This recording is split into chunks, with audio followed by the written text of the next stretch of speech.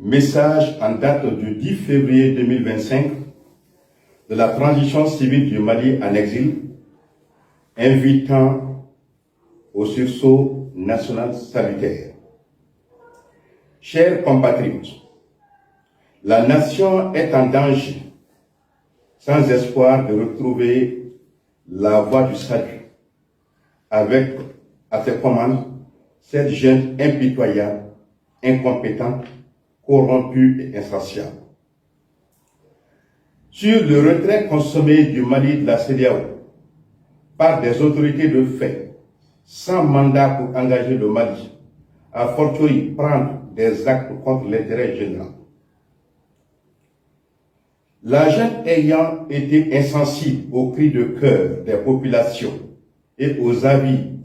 des experts, les argumentaires aussi boiteux les uns que les autres pour tenter de justifier le retrait du Mali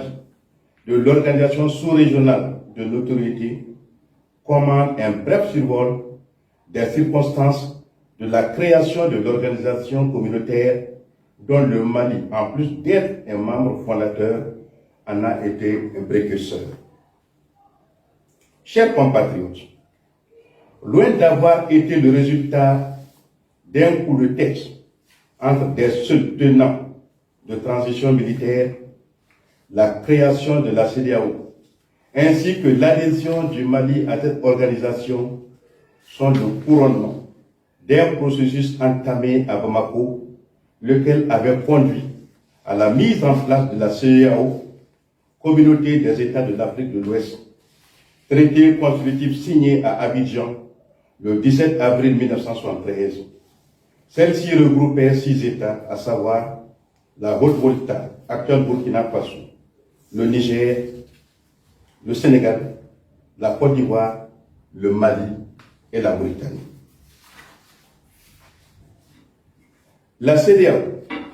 Communauté économique des États de l'Afrique de l'Ouest, a été mise en place le 28 mai 1975 par le traité de Lagos au Nigeria. Destinée à coordonner les actions des pays d'Afrique de l'Ouest, celle-ci se fixait pour but, avant ses protocoles additionnels sur la démocratie, de promouvoir la coopération et l'intégration avec pour objectif une union économique et monétaire ouest-africaine. Une telle zone de libre-échange plus vaste favorisant l'intégration économique au plan sous-régional ne pouvait avoir que des avantages pour notre pays. Aucun avantage de ce retrait n'a encore pu être porté à la connaissance du peuple. Le seul argument à dessein pour la jeune part puisse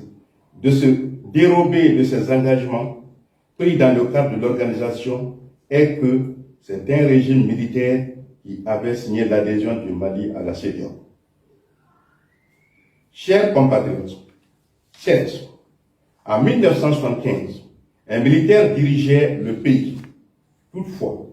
le référendum constitutionnel du 2 juin 1974, adopté à plus de 99%, légitimait le régime en place et donnait mandat au général Moussa Traoré la plénitude de poser des actes au nom du Mali. Quoi que l'on puisse dire à son sujet, le général Moussa Traoré, militaire valeureux au sens noble de ce terme, était ouvert au monde. Il était conscient des exigences de développement. Il avait le mérite de dénicher les meilleures cartes du pays pour les mettre au travail sur la base des enquêtes de moralité dignes de foi. Ce sont des experts de haut niveau qui ont travaillé sur le traité de la CEDEAO et qui ont fait ressortir les avantages pour le Mali, dit Adri. Leurs conclusions restent actuelles sans avoir encore été remises en cause. Ceci, chers compatriotes, n'est pas le cas de Assimi Goïta,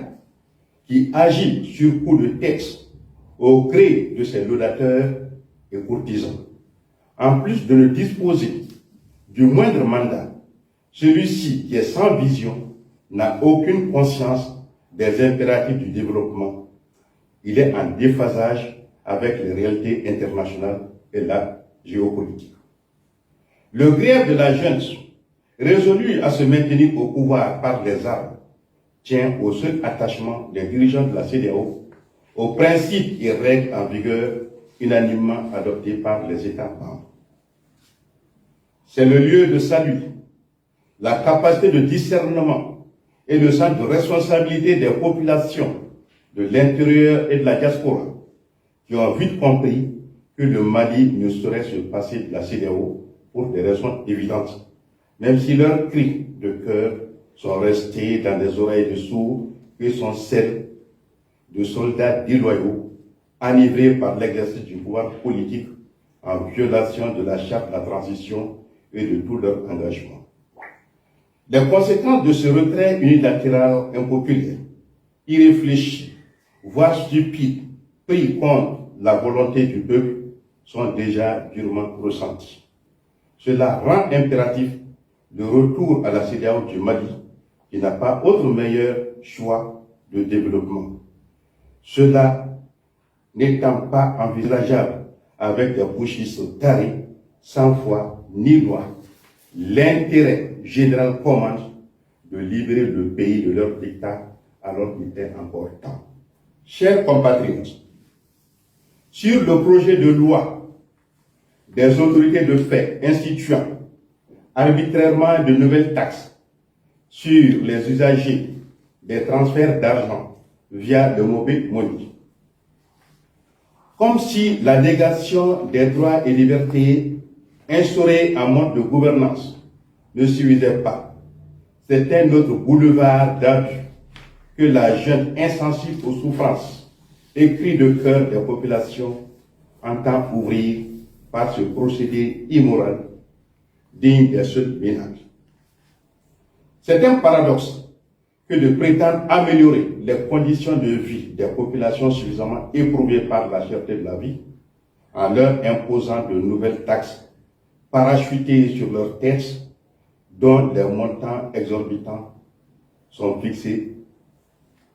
de façon aveugle. Ce projet, preuve de l'incapacité des putschistes en place par les armes à concevoir des mesures justes et appropriées pour renflouer les caisses de l'État qu'ils ont dangereusement vidées, traduit plus que tout autre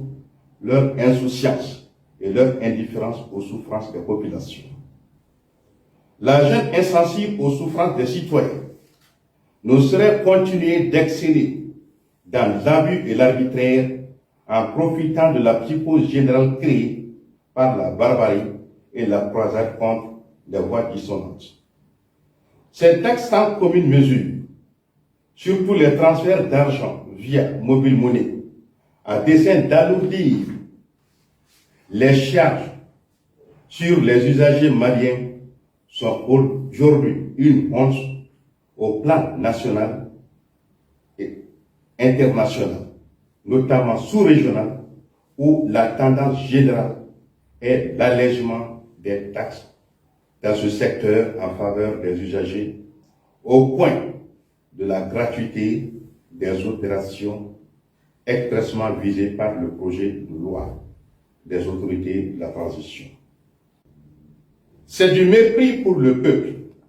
que de justifier ces taxes fantaisistes par des crises de trésorerie,